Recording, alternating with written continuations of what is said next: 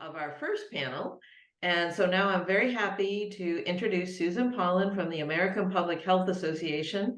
And those of you who have a public health background know that APHA is sort of our touchstone for so many things in public health, an amazing conference every year. And one of the resources that they offer, both through their conferences and through their website, and I've used them myself, are resources on how to do public health advocacy.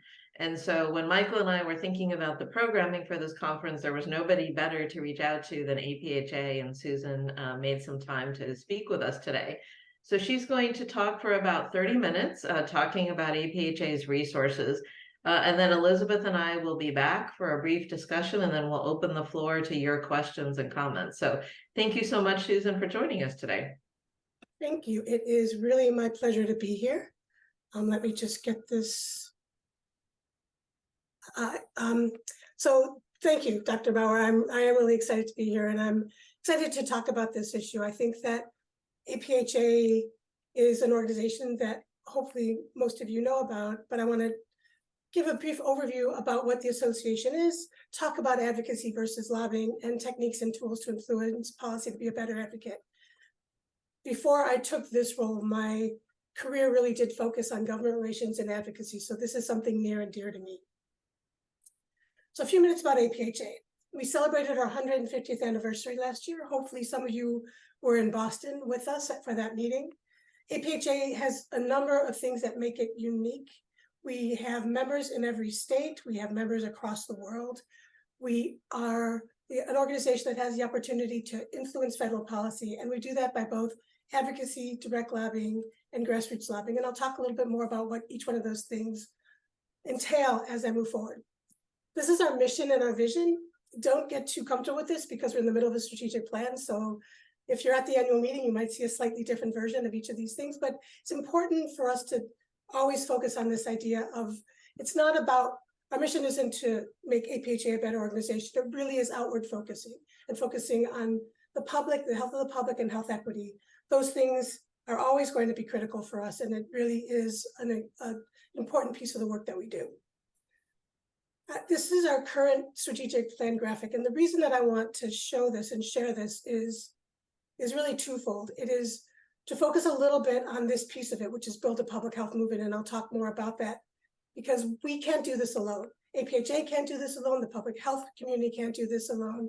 The health literacy community can't do this alone. If we're going to make the change to make healthier communities and healthier people, we need to work in collaboration and coordination. The other thing I want to talk a little bit about is something that we all know, which is the US spends more money on healthcare than any other country, and our health outcomes are worse than any other industrial nation. So we're doing some things wrong, and we're doing some things right. We really do need to figure out how to address that balance. And much of that work is through public health, moving upstream, making sure people understand what we do and that they can do, and offering all the skills, tools, and opportunities to create healthier people. Over the course of a year, APHA has a variety of different programs. And again, these are things that I hope you're familiar with. The first is National Public Health Week. It's the first week in April, and it celebrates in every state the work of public health. So it's an opportunity to talk about what we do, to educate about what we do, to advocate for what we do.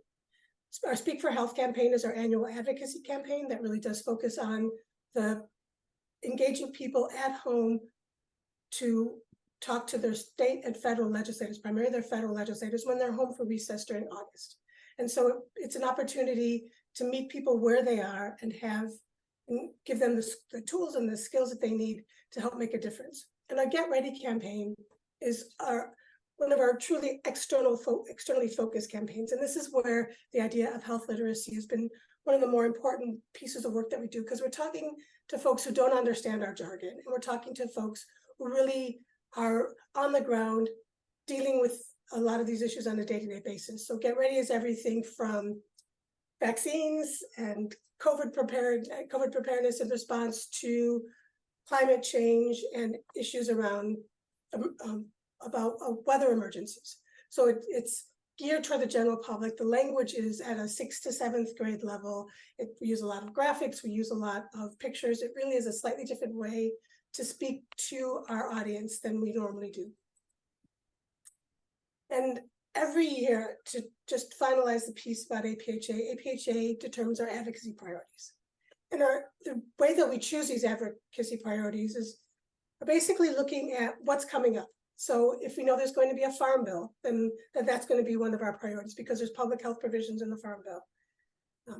Is there a role for public health to play that's not being addressed by other organizations or other entities? And that's really where our work in climate change has been, where it has been most obvious, or gun violence. We really are focusing on the public health implications of these issues and not necessarily on the environmental implications or the criminal justice or violence issues related to guns.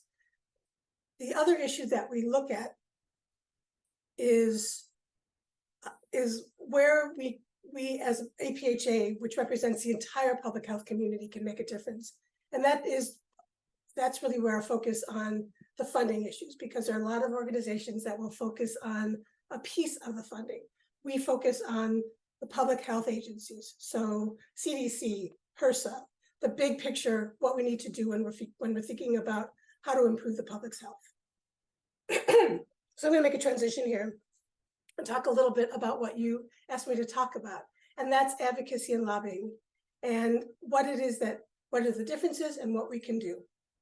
So I think it's really important to know this. All lobbying is advocacy, but not all advocacy is lobbying. And as a person, no matter where you work, you can be an advocate. You're an advocate when you sit down at the dinner table with your friends and family and tell them about what you do. You're an advocate when you do a presentation and you talk about the current state of science. Again, everybody could and should be an advocate for the work that they do. And so I hope that people really do engage in this issue. But now let's talk a little bit about what the differences are.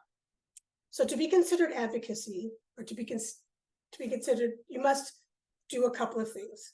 Attempt to bring about social change on behalf of a particular goal, program, interest, or population, and educate policymakers and the public about evidence-based policy actions. So as a public health professional, you can do these things and hopefully are doing these things on a regular basis. But what's lobbying? Lobbying's different. Lobbying has implications for an organization's tax status. It has implications often for an individual's, if you are a state or federal employee, lobbying is a little bit more difficult and nuanced, and so you need to think about it. But to be considered lobbying, you must first communicate. So that's the same as it is in advocacy. With a government official or employee, this again can be the same. You could do this when you're being an advocate as well. Reflect a point of view. And this is where it starts to be a little bit different. You are not just talking about what the current state of science, data, and evidence says. You're beginning to talk about the implications of that. And finally, this is the big piece, discussing specific legislation. So I'll talk a little bit about some examples of each of these in a couple of minutes, but I want to just make clear that lobbying piece is when you really begin to discuss specific legislation. There are some exceptions to lobbying rules. So even if all the lobbying rules are present, it's not considered lobbying if you have a written request to testify about a specific bill. So if you are being brought in to talk to a legislature, a committee, staff about specific legislation because you have clear and well-defined subject matter expertise. That the really important piece among this, among other things though, is that's a written invitation. So it could even be an email. The prohibitions on lobbying with philanthropic funds only apply to legislation though, and don't apply if you're going to talk about regulations, administrative actions, or non-legislative bodies. So even if you are a state employee, these are things that you can do and it's not considered lobbying. There's one other category of lobbying though that's important to understand, and that is not what you do as an individual, but what you do when you're attempting to influence legislation by encouraging the public or encouraging members of an organization to contact legislators about specific legislation. So if you send out an advocacy alert to a wide array of people, that's considered grassroots lobbying. So how does this all fit together? Here are some examples of advocacy versus lobbying activities, and I need to thank Sarah DeGia who has given this talk before and used these tools. So I just wanted to give her the credit that she deserves. So advocacy, you meet with a member of Congress to educate about Zika, but lobbying, you're talking about a specific bill related to emergency Zika funding. Advocacy, you're preparing educational materials about the work that you're doing, but lobbying is when you contain messages for or against specific legislation. So you get the idea. The difference is when you're communicating something that's general about the science, about the evidence, and lobbying is when you're talking about specific legislation or suggesting somebody vote a certain way. So that is the background. I'm going to give you a quick 3-question quiz, and I'll give you a chance to think about it. You could do this at home to yourself, but first one. Local health department sends a letter to a senator in support of specific bill related to health literacy. This is lobbying. Health department talks to a senator about the most recent research. This is advocacy. Health department sends a letter to the members of a health literacy coalition. This is grassroots lobbying. So hopefully the difference is becoming more clear and you understand a little bit about how the different pieces fit together. But again, all of us can and should be advocates. We know best about the work that we do. We know best about the implications of that work. And we can talk about it with anybody about the current state of science and data and really help to educate the public about how to create healthier communities. So now let's talk about some techniques and tools. And I'm going to use APHA's work as an example, but lots of different organizations do much of these same things. So what is it that you can do? How do you take these tools and put them into action? You have to engage. So you need to get excited, get people excited about their vision for change. Be that advocate, be that spokesperson. You have to assess what the problem is. You can draft a policy that expresses the vision, connect, identify and meet with decision makers, and implement, engage after a policy gets adopted. So as you can see, this moves more and more from advocacy toward direct lobbying. I want to just do one quick side note, which is the engage after a policy gets adopted. One of the things that's really important to do that we don't do enough is we thank our champions. So one of the ways that you can engage after a piece of legislation has passed that is supportive of what you want, you can send a letter, just a quick thank you letter, an email to the office, or even tweet a thank you to the legislator for the work that they've done in support of moving forward legislation that's going to improve the health of the public. So if you remember when I laid out APHA's strategic plan, I talked a little bit about building a public health movement. And this is really how we have to plan to make change, how we can make change, and what it's going to be, what's going to make a difference. So to build a public health movement, APHA has created what we call Generation Public Health. But we also have direct government relations, we have communications tools, and meetings and convenings. So I'll talk a little bit about the components of each one of these things. Generation Public Health. Generation Public Health is what we've called the public health movement that we're trying to create. And it starts with APHA and our members, and then expands to our partners, and then it expands to the general public. Again, to change anything, we can't do this alone. We've all seen the various quotes about how it takes a village, or the only thing that can really make change is you have to start with one person. And so that's really what Generation Public Health is based on. We are working as an organization to help educate and engage people beyond our four walls, beyond our annual meeting, to people who really understand and can make a difference. And one of the most effective tools in advocacy is to create those strategic partners and build coalitions that allow us to have non-traditional champions. So I'm a paid staff person for APHA. I can go up to the Hill and lobby. I could go to a state legislature and offer my opinion on something. But to be truly effective, it's going to be much more powerful if we bring in a local business person, or we bring in a school board president, or we bring in somebody who is not a public health professional, but recognizes the importance of public health to the work that they do to create healthy communities, to create healthy workforces, to create a well-educated K through 12 population, so that we know that at the end of, when someone graduates in 4 years from high school, that they're more likely to be health literate and to live long-term healthier lives. So this is what we need to do, is we need to really reach out beyond our normal borders and talk to people in ways that we can find common ground and move an issue forward.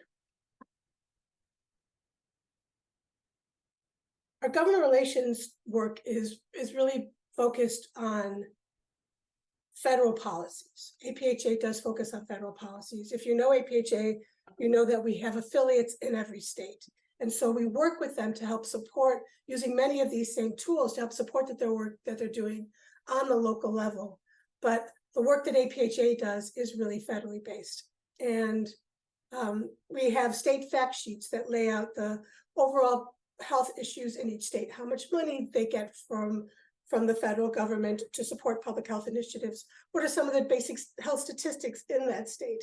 And that really is an important tool, because when you're lobbying, whether it's a federal issue or a state or local issue, legislators want to understand how they're doing in comparison to other legislative districts.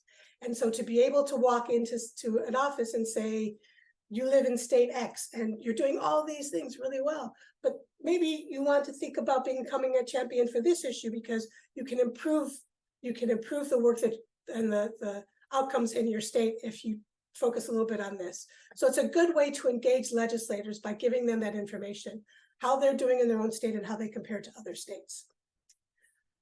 It's really important, and we encourage all of our members to meet with members of Congress or their staff.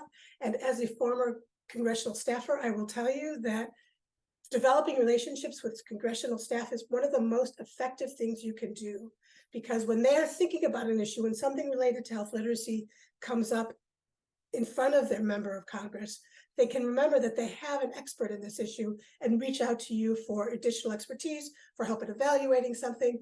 So it doesn't necessarily, being an advocate means also developing those relationships so that they know, for lack of a better term, their Rolodex, members of Congress and their staff's Rolodex includes you as an expert.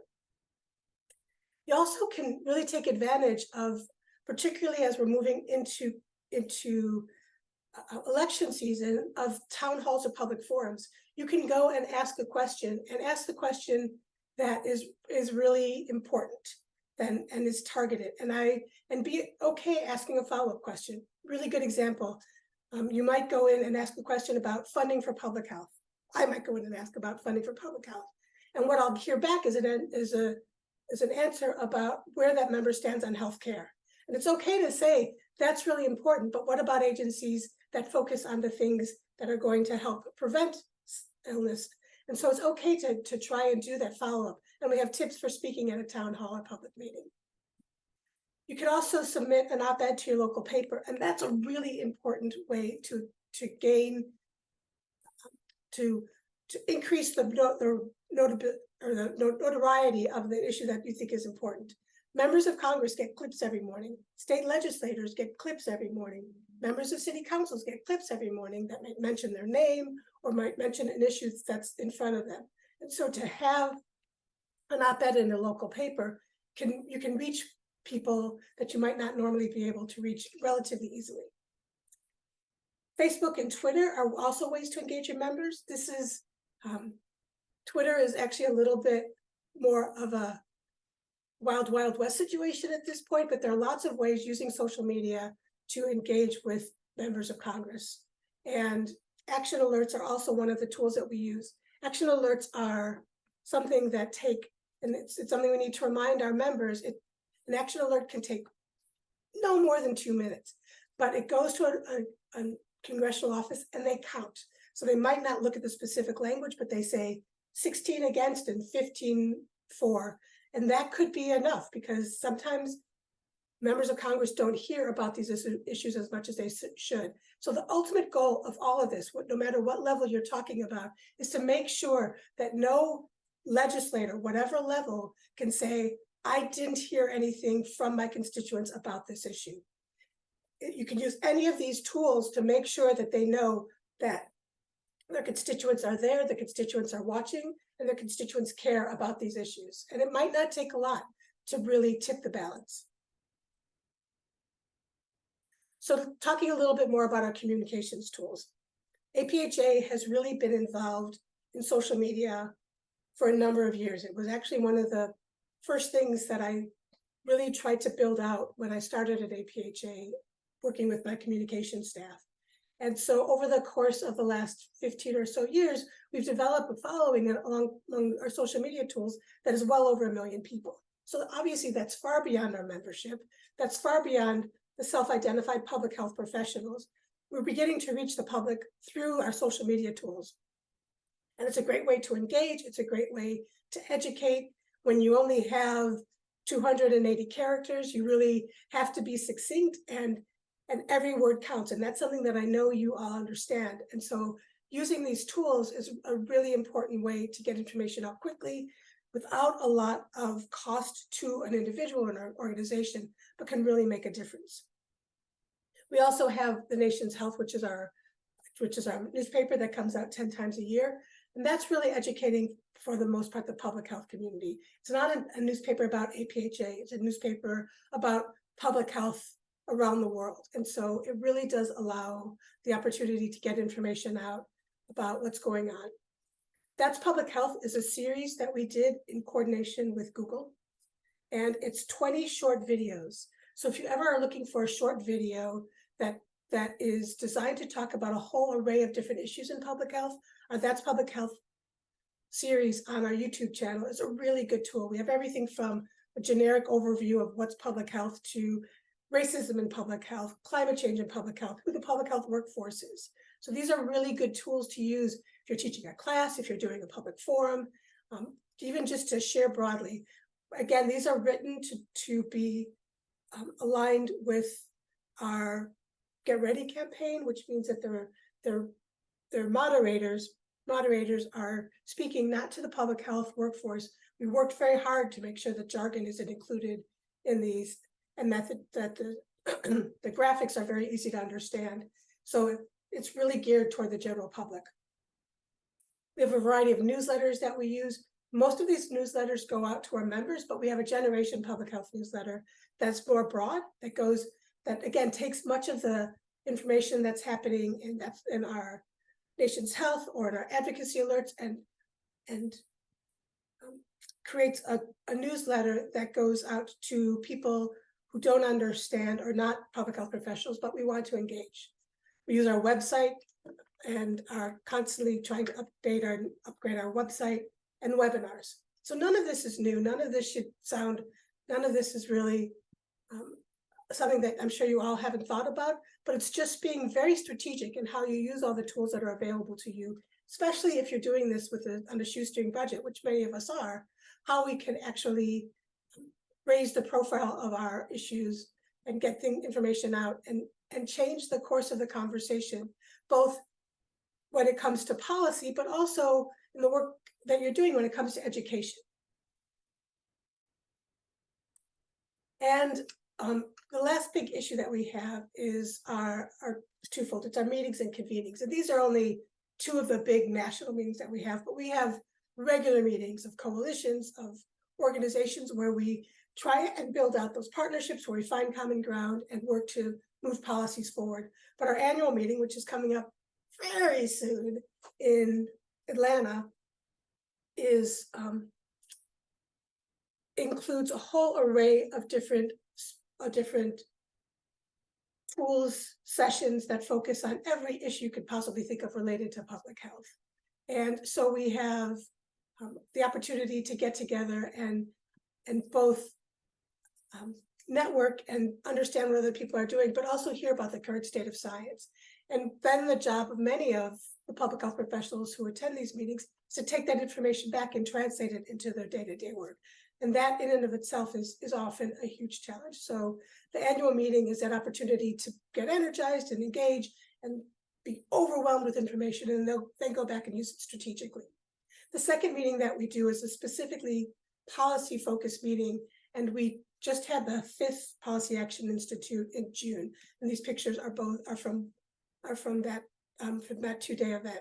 And this really does focus on this idea of taking the expertise of people from a whole array of different fields, bringing folks together to understand what the policies are that are working, what's not, at the local, state, and federal level, hearing from experts, challenging each other. And then on the second day, this is the first time we did this, but on the second day, we had a panel of experts who were advocates from a variety of different fields, who then heard pitches from the audience. So our audience had a couple of hours to get together, decide what their pitch would be, and then get feedback from this group of experts about what works and what doesn't, what language works and what doesn't, what kind of story works and what doesn't. So it really was a really engaging and educational opportunity for members of our audience who want to become better advocates, but want to be able to not just get the information, they want to test their skills. So just a quick reminder, hopefully I'll see many of you at the annual meeting in November in Atlanta. And with that, I actually finished with time to spare. So I will turn it back to you, Dr. Bauer.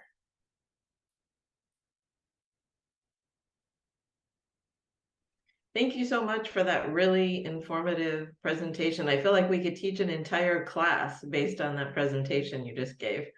So thank you for that.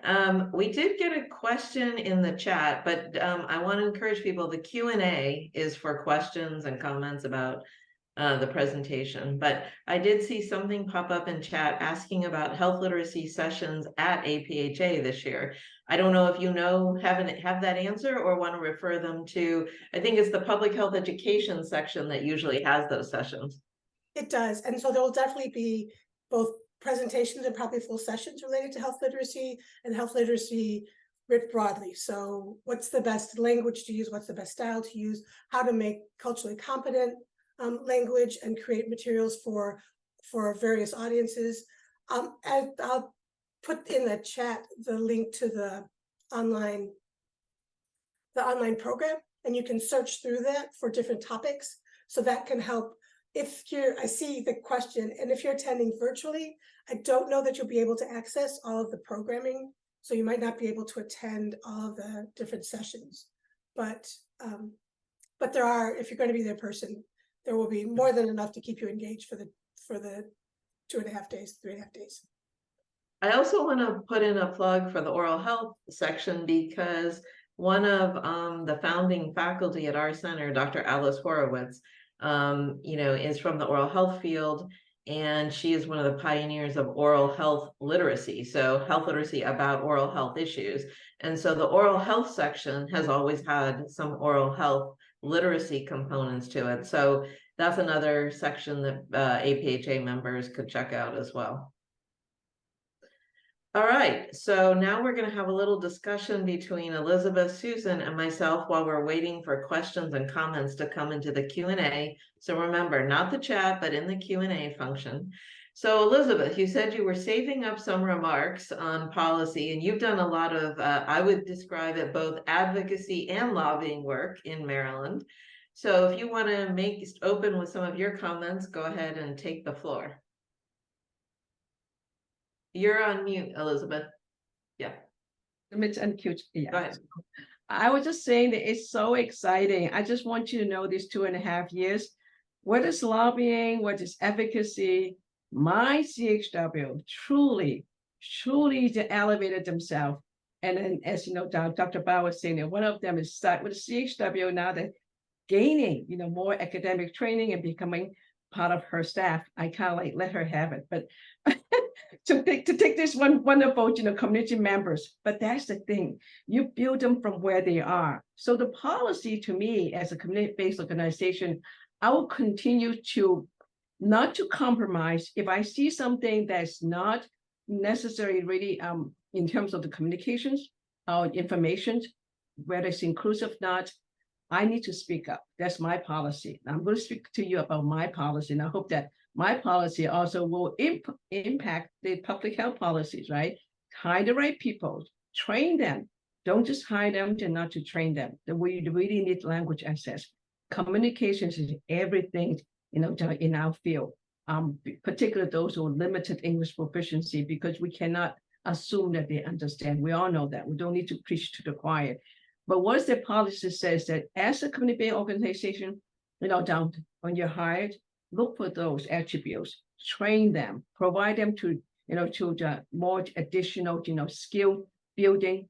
Now we have a lot of, workforce development, and that's policy. I'm so happy to see our, Department of Labor, our, our Chamber of Commerce, they're all putting cultural relevant and linguistic appropriate services. That's a statement, that's a policy too, and we have to make it practice. So I'm saying that on my end, as an agency, I continue to uphold that policy for myself, hiring people, training people, community health workers or staff, and also from the program planning development, we must see that, language, in proposals, in RFA. And I think that this has always been, yes, my advocacy, different heads that I played. Community must be included. So that's one policy level. And then, the other piece is that is the giving them the opportunities to take up more, perhaps it's not much of policy, but advocacy in terms of position that they can give that expertise to the team. I think that's recognizing what they can do and be culturally humble. I am too, because even though I'm bilingual, I don't know much about the Afghan communities or the Ukraine. I need to learn. So I hope I'm going to give you more time, but again, we have to do it both sides. What Susan's saying, that we advocate, we lobby, we grassroots, engagement, those are needed. So together we can make a better, programming. So Susan or Cynthia. Well, yeah, I wanted to pick up, Susan, I would say that probably one of the strongest recommendations I heard from you, and you gave lots of great tips and action steps that people can take. But I think one of the strongest things I heard was really that relationship building with legislators. Is that right?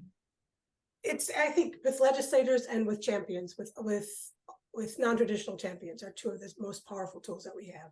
Yeah, so I'd be interested to have both of you, because I was thinking, Elizabeth, you are fearless. You'll call up the governor here in Maryland, and you can get the governor on the phone, right? Well, not all of us can do that, but you can get the governor, any governor, Republican or Democrat, on the phone here in Maryland. So I'm curious, Susan, you said you were a staffer, a Hill staffer before, and you've always been doing this work a long time.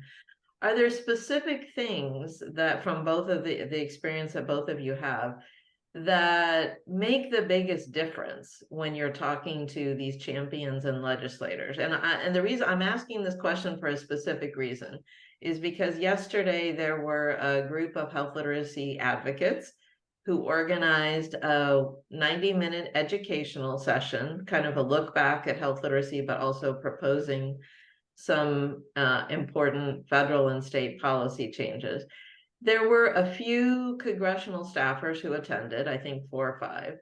And at the end, one was still on the line, and one of the speakers asked that staffer directly. So this is a congressional staffer, said, what specifically did you hear or could we say to you that would be most helpful to you, to kind of get health literacy on the radar of your member?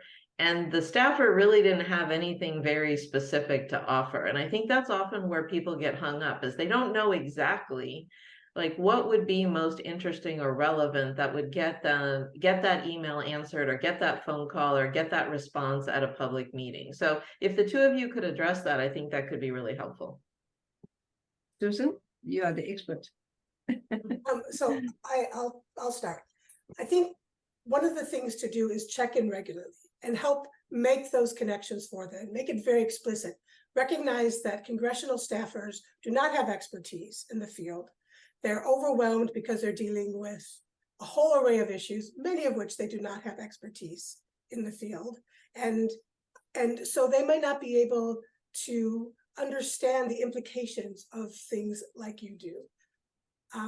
I think it's also really important to always tell the truth. They want to know that they can trust you. So it's okay to say, I don't know, to a question and get back to them with the answer. But if you tell them something that's not true or half true, and then they send that up the chain and it'll come back to haunt all of you. So be reliable.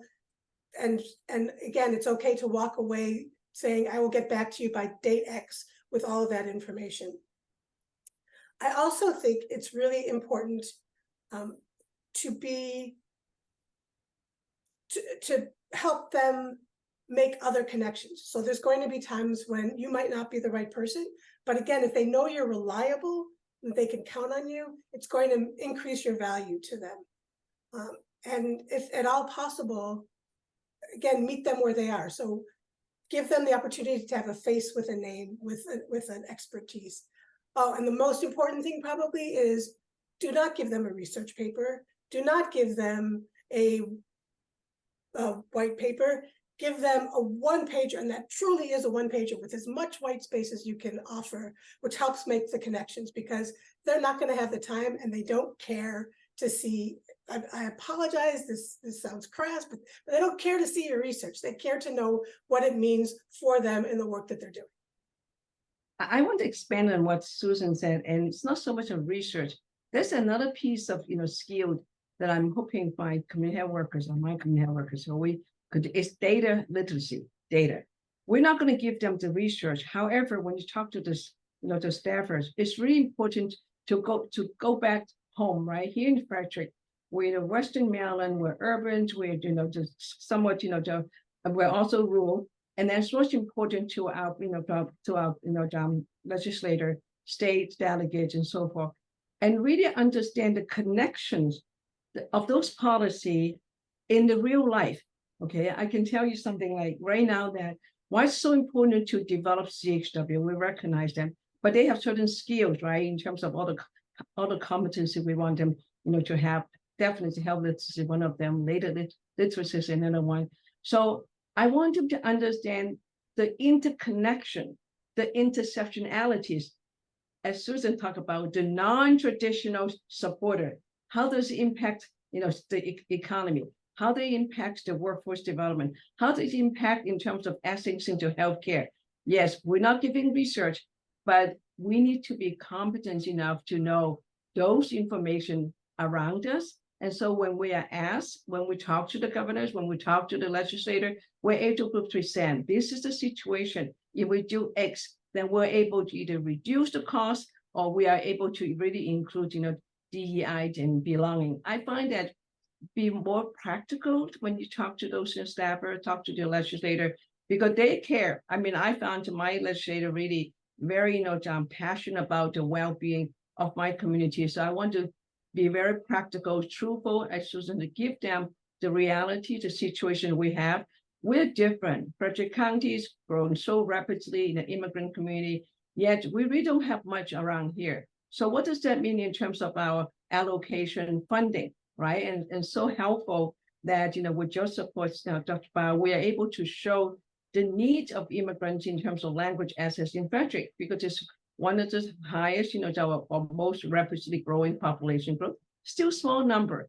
That make it hard for us, but we started, so we could continue to grow. So I hope that makes sense, that practicality, the relevancy at the local level, the truthfulness, the relationship. I just want to say one more thing too, that in terms of relationship, not just the legislator themselves, because they care about also, to all the community, but the community member.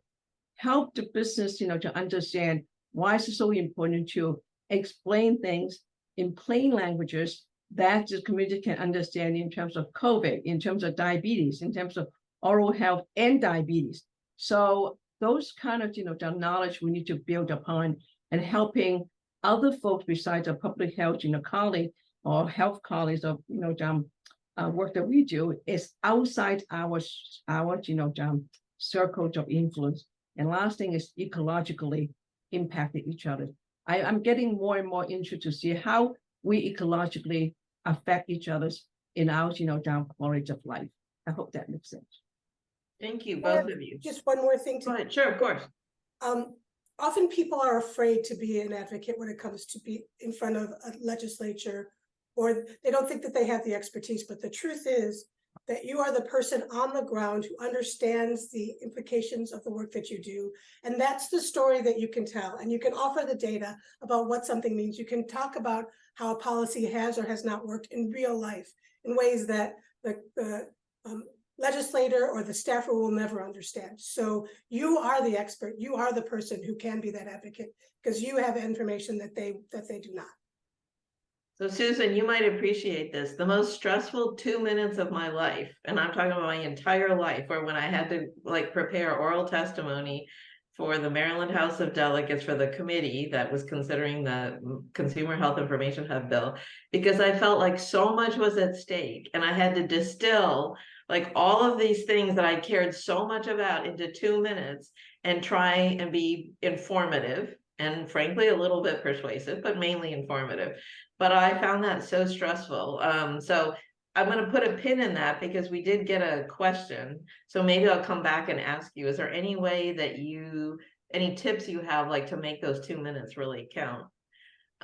We did get a question that says to you, Susan, can you clarify when a person or an organization has to register as a lobbyist, and what barriers might there be if you're an organization or a person with fewer resources to become an actual lobbyist on these public health issues?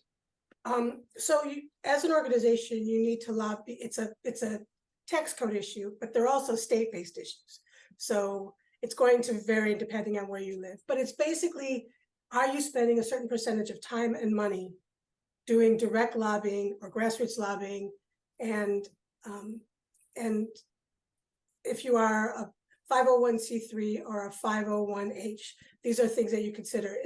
I would strongly suggest, even if you are not a well-funded organization, that you don't go forward without talking to a lawyer who can help. And there's a lot of resources, but this is a place that you could get in trouble if you're not doing it well. So as an individual who is just doing this on your own time, you don't have to register as a lobbyist. If you're an individual firm or consulting firm, then again, you have an official tax status, that's different. But it really does come down to time and money spent in these activities. And like APHA, we are anywhere from a $16 million to $18 million organization. A lot of that is related to grants and activities, but we almost never hit our lobbying cap. Thank you for that. We did get a question. I'm going to put it out there. I don't think that this is necessarily, we have the right people to answer this, but if Michael Villaire is willing to come on camera, he might have something to say about this from an IHA perspective. But the question was about policies related to certifying health literate organizations. And this health literate organization really kind of grew out of the fact that, it's not an individual level problem or even an individual provider level problem, but it's really organizations that need to invest in health literacy. Elizabeth has brought up workforce development several times, right? That there's workforce development policies that might be at play. But the question is that is there any policy work afoot to certify health, to support this notion of a health literate organization, to certify health literate organizations, and to develop standards. I will note that the session that comes after this is going to be talking about an international standard setting activity related to plain language. But this question is about standards related to health literate organizations. So I'll put that out there. Yeah, there is.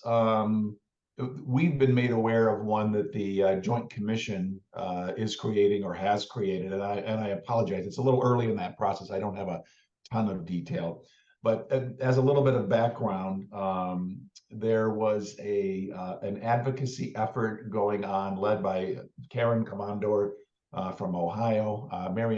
Dr. Marion Ryan from our organization was part of that as well. This effort was toward elevating health literacy as a national patient safety standard within the Joint Commission. That effort did not result in what we wanted it to, but the Joint Commission did come out and say that they are creating a health equity, and I'm sorry, a healthcare equity certification that that organizations can take advantage of to advance their work in the arena of health equity, which we all know health literacy plays a remarkably important role in. One of the things that we are doing at IHA, and again, for those of you who don't know about IHA, we're a healthcare nonprofit. We're a 501c3. Our role is advancing health literacy toward health equity. And we do have a health literacy specialist certificate that has been an accredited certificate and developed according to ISO 1100 standards. A lot of the education that is in that particular certificate will help prepare individuals or organizations, I should say, in terms of them achieving their that certification that the Joint Commission has put out. We'll be putting out more information in the coming months about how that health literacy specialist certificate can match up with those organizations attempting to achieve that health literacy or health equity certification by the Joint Commission. But we need to kind of study that a little bit more because it's a relatively new designation that organizations can get. There is within that health literacy specialist certificate a micro-credential on organizational systems and policies. And so if you are interested in how you can work within your own organization to advance and elevate health literacy, that particular micro-credential is very important. And you can get information about that at healthliteracysolutions.org. I'm sorry if that sounds like a big old plug, but we are, again, we're a nonprofit organization, so this is really about advancing health literacy toward health equity. But I hope that answers the question there, or at least gives you a little more information. Thank you. Anybody, Susan or Elizabeth, did you want to add anything about that? Okay. All So I can say is that that's about, it's just when we're working on organization assessment, we're still growing, we're still developing, but I feel that this kind of, again, the effort that we have made in the last 2.5 years, I felt personally have really increased more awareness. It's not there yet. So we have to continue that group effort, have the hospital, the health department really take this on very seriously. And I felt in Frederick County, it's, really, moving in the right direction. It's because it's, all this effort coming together, but we don't really have a policy per se. Hopefully, soon. yeah. And I mean, I think, Susan made very clear that a lot of this work is often directed towards, a bill becoming a law at some level, whether that's at a city or a county or a state or a national level. But there can be a lot of organizational policy work as well that, can benefit from a lot of the things that kind of the framework that Susan laid out. And one of the things that we tried with Elizabeth and Frederick was to promote this health literacy organization policy approach at the city level, right? So that's going beyond a single organization, but trying to get multiple organizations to kind of sign on and do policy work as a group, right? So that wasn't relying on the city of Frederick or the county of Frederick to pass the law mandating that they do this, but this was more for that grassroots, what Susan described as that grassroots effort. Yeah, Go ahead. At the organizational level, to identify someone or a number of individuals who can act as champions for all of this, and just to have those initial conversations. People can't advocate for something that they're not aware of, and so I think the initial step is always, because that's always the toughest thing. I love this. How do I get started? And Susan, you provided some excellent avenues of entree into this, but I think just starting the conversation, getting those champions, getting those partners, and then just continuing to talk about how this can benefit is always a great place to start. Thanks. Well, we have 3 minutes left. I was gonna give first Elizabeth and then Susan kind of any final thoughts or words to wrap us up here. So yeah, just give us like your sort of 30-second take, Elizabeth, on My 30-second station, I'm so happy again that you can see how joyful I am that the CHW are able to tell us CLAS, right? Before they start the training, they well, do. hey Elizabeth, that's an acronym. Tell people I what know that that I'm means. going to get there. So if you ask them, they don't really know. So this is culturally, and linguistically appropriate services.